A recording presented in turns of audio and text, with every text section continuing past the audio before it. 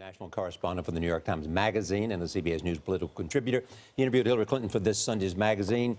He says the campaign is taking risk by being cautious. Good morning. Hi, Charlie. Good to be here. Before we get to Hillary Clinton, just Donald Trump, what are the implications of all this? Well, it's a drumbeat. I mean, it's sort of competing drumbeats here. You had WikiLeaks, going, that the Trump campaign seems to be drumming up pretty seriously, and then you have this, which seems to be this drip, drip, drip, drip, drip. It's a problem, obviously, for the Trump campaign, and he seems to be in a very, take them all on phase. Drill down. Drill down. Yeah, absolutely. And we'll see where it goes. And what do we see in terms from the emails of Hillary Clinton's cautiousness? And is that a surprise? Not a surprise at all. But what I think is fascinating about the emails is you really see the sort of political maneuvering, the calculation, the kind of over-scriptedness, frankly, that we see in the candidates. So right. I think what's so effective about seeing these emails, if you're Donald Trump, and using them, is that it underscores that Hillary Clinton is a politician. We don't need more politicians. She's been part of the problem. I am not a politician. Therefore, look at this. This is someone who says one thing in private, does another thing in public. Mm-hmm. Yeah, your article points out that she's sort of tired of selfies, as many famous people are. You think she's just over it? Well, what was interesting is in our discussions, she actually pointed to the phenomenon of selfies as sort of a larger sociological issue. I mean, she used to talk about how these 7-8 second conversations she would have on rope lines with voters were very important. She could get people's stories. She could just have an exchange. Everything now in public is geared towards getting a selfie, and she thought that was no connection. No connection. No it's connection just whatsoever. image. It's no connection. So. Something. But you write in the piece that, in a sense, that her daring voters to study her positions, to listen to her answers and not look to her for entertainment or emotional support is risky.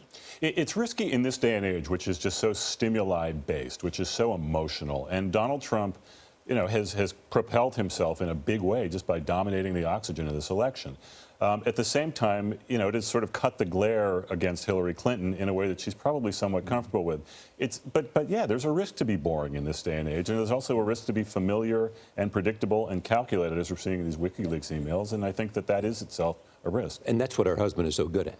What her husband so good at the emotional aspect. He was, politics. Yes, absolutely. I mean, now obviously he's not the candidate, and he's part of the campaign, but in a very peripheral way. But yes, no, her husband was just a great retail politician, had a great emotional connection. He was a great storyteller. WikiLeaks is promising more releases up until Election Day. But what you've heard so far, is there anything that's been very damaging to her? It's not getting a lot of attention.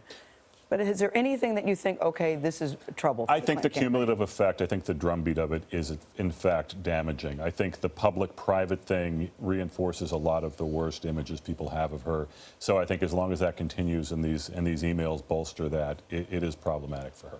Do we know anything about how WikiLeaks is planning to release these things? What kind of plan they have and what they have? And yeah, unclear. I mean, I think if you looked at the precedent of the last few days, I mean, it looks like there'll be a sort of steady, almost daily batch sort of dropped into media, onto the internet, and people can digest it day to day. And it sounds like the Trump campaign is very, very happy to use it, and Mr. Trump is very, very happy to emphasize. And Trump campaign says they're coming after the New York Times. You all worried over there? I haven't been over there yet this morning. I guess they just drafted the letter last night. You can talk to my colleagues who are going to be here later. But yeah, look, this isn't the first time. It won't be the last. Thanks, Mark. Thanks, everyone.